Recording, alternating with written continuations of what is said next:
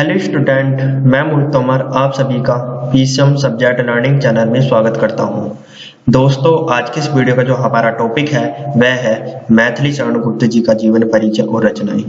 तो दोस्तों, आज की इस वीडियो में मैं आपको मैथिली शरण गुप्त जी का जीवन परिचय और रचनाएं लिखवाने वाला हूं कि आप अपने हिंदी के एग्जाम में मैथिली शरण गुप्त जी का जीवन परिचय और रचनाएं कैसे लिखोगे। तो दोस्तों, वीडियो शुरू करने से पहले आप सभी से रिक्वेस्ट है, यदि आपने अभी तक हमारे YouTube channel PCM subject learning को सब्सक्राइब नहीं किया है तो दोस्तों सब्सक्राइब कर दीजिए तथा उसके आगे की बेल आइकन भी प्रेस कर दीजिए, ताकि दोस्तों जब भी मैं नई वीडियो अपलोड करूं उस वीडियो की नोटिफिकेशन आपको सबसे पहले मिल सके। तो शुरू करते हैं दोस्तों आज की इस वीडियो को।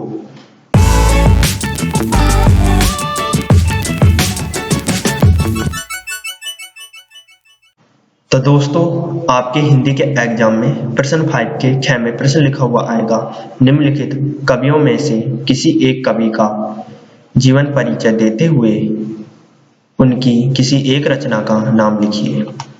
और दोस्तों, इस प्रश्न में आपको 3 कवियों के नाम लिखे हुए मिलेंगे। कितने कवियों के? 3 कवियों के। उनमें से दोस्तों आपको एक कवि का जीवन परिचय और रचनाएं लिखनी है। और दोस्तों, यह जो प्रश्न होगा ये 3 नंबर का होगा। कितने नंबर का होगा? 3 नंबर का। 2 नंबर का जीवन परिचय, 1 नंबर की रचना। टोटल कितने नंबर? 3 नंबर। तो दोस्तों, इसी प्रश्न के आधार पर आज की इस वीडियो में मैं लेकर आया हूं मैथिली शरण गुप्त जी का जीवन परिचय और रचनाएं। आज की इस वीडियो में मैं आपको मैथिली शरण गुप्त जी का जीवन परिचय और रचनाएं कैसे लिखनी है हिंदी के एग्जाम में, इसके बारे में बताने वाला हूं। तो दोस्तों, आपको करना क्या है, आपको पहले तो हेडिंग डालनी है मैथिली शरण गुप्त। क्या हेडिंग डालनी है दोस्तों? मैथिली शरण गुप्त। इसके बाद दोस्तों आपको पहली हेडिंग डालनी है जीवन परिचय। क्या हेडिंग डालनी है दोस्तों? जीवन परिचय। और दोस्तों आपको इस हेडिंग में लिखना है मैथिली शरण गुप्त जी का जन्म सन 1886 ईस्वी में झांसी जिले के चिर गांव में हुआ था। इनके पिता का नाम सेठ रामचरण गुप्त था। गुप्त जी की शिक्षा दीक्षा घर पर ही हुई। इनकी कविता में देशभक्ति एवं राष्ट्र प्रेम की व्यंजना प्रमुख होने के कारण इन्हें हिंदी संसार ने राष्ट्र कवि का सम्मान दिया। प्रयागराज व आगरा विश्वविद्यालय द्वारा इनको डी.लिट की उपाधि से भी सम्मानित किया। साहित्य सेवा के कारण ही भारत सरकार ने इन्हें पद्म भूषण से सम्मानित किया। इन्हें 2 बार राज्यसभा का सदस्य मनोनीत किया।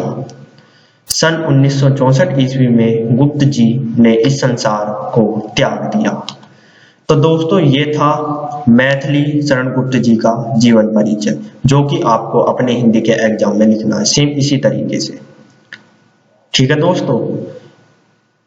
तो दोस्तों, आपको ये तो पता चल गया कि मैथिली शरण गुप्त जी का जीवन परिचय आपको हिंदी के एग्जाम में किस तरीके से लिखना है। अब बात करते हैं दोस्तों रचनाओं पर कि आप मैथिली शरण गुप्त जी की रचनाएं हिंदी के एग्जाम में कैसे लिखोगे। तो दोस्तों, आपको हेडिंग डालनी है रचनाएं। क्या हेडिंग डालनी है दोस्तों? रचनाएं। अब दोस्तों आपको करना क्या है, आपको रचनाएं हेडिंग में मैथिली शरण गुप्त जी की रचनाएं लिखनी है जो कि उन्होंने अपने जीवन में लिखी थी। तो दोस्तों आपको इस हेडिंग में लिखना है भारत भारती, पंचवटी, जय भारत, रंग में भंग आदि।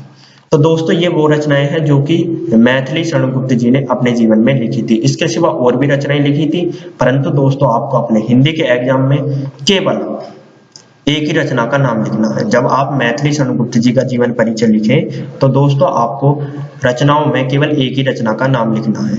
मैथिली शरण गुप्त जी की एक ही रचना का आपको नाम लिखना है।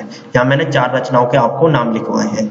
वो इसलिए लिखवाए हैं ताकि आपको ज्यादा से ज्यादा रचनाएं याद हो सके और जो सी रचना आपको अच्छी लगे, याद हो जाए, उस रचना का नाम आप अपने हिंदी के एग्जाम में लिख सकें। तो दोस्तों आपको मैथिली शरण गुप्त जी का जीवन परिचय और रचनाएं हिंदी के एग्जाम में किस तरीके से लिखनी है इसके बारे में आपको पता चल गया होगा। तो दोस्तों, जब भी आप मैथिली शरण गुप्त जी का जीवन परिचय और रचनाएं हिंदी के एग्जाम में लिखें तो एक बात का सदैव ध्यान रखें। जब भी आप मैथिली शरण गुप्त जी का जीवन परिचय लिखें तो उनकी जन्म तिथि, जन्म स्थान, पिता का नाम, उनकी जो डिग्री है जो उन्होंने परीक्षा देकर अपनी मेहनत से प्राप्त की है, जो उन्हें पुरस्कार मिले हैं भारत सरकार की तरफ से और इनकी मृत्यु की तिथि, ये जितने भी इंपॉर्टेंट बातें हैं, मेन बातें हैं दोस्तों, ये आपको काले पेन से लिखनी है। अब दोस्तों आप कहेंगे कि इससे होगा क्या, तो दोस्तों इससे ये फायदा होगा कि जब आप इस तरीके से हिंदी के एग्जाम में मैथिली शरण गुप्त जी का जीवन परिचय और रचनाएं लिखोगे तो उस टीचर को जो आपकी कॉपी चेक करेगा, उस टीचर को साफ साफ दिख जाएगा कि मैथिली शरण गुप्त जी की जो जन्म तिथि है वो यहाँ है, जन्म स्थान यहाँ है, पिता का नाम यहाँ है, जो इन्हें पुरस्कार मिले हैं वो यहाँ लिखा हुआ है और इनकी मृत्यु की तिथि यहाँ लिखी हुई है। तो उसे साफ साफ ये दिख जाएगा, और जब उसे साफ साफ दिख जाएगा तो उसे कॉपी चेक करने में आसानी होगी, जीवन परिचय चेक करने में आसानी होगी, और यदि उसे जीवन परिचय चेक करने में आसानी होगी तो दोस्तों उसे नंबर देने में भी आसानी होगी। तो हो सकता है आपको पूरे में से पूरे नंबर मिल जाए। तो दोस्तों इस तरीके से यदि आप जीवन परिचय लिखोगे तो आपको पूरे में से पूरे नंबर मिलने के चांसेस बढ़ जाते हैं। तो दोस्तों यदि आपको हमारी ये वीडियो पसंद आई है तो लाइक, सब्सक्राइब, शेयर जरूर कीजिए। दोस्तों आपका हमारी वीडियो देखने का बहुत बहुत धन्यवाद।